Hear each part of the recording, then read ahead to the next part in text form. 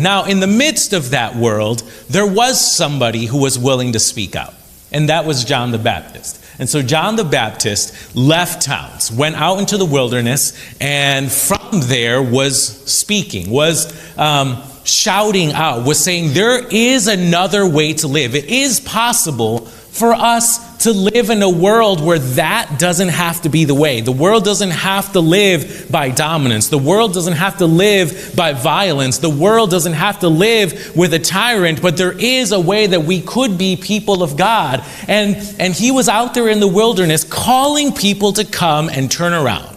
He's saying, we've had enough. Haven't you had enough?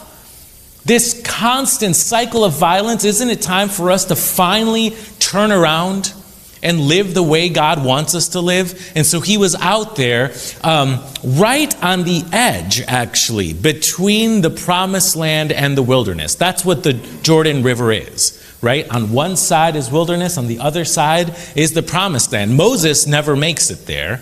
Moses dies before crossing the river, doesn't actually make it to the promised land because, well, he didn't trust God and tapped a rock with a stick. It's a strange part of the Bible. But right there at the edge, right, in this in-between place, John the Baptist is saying, come.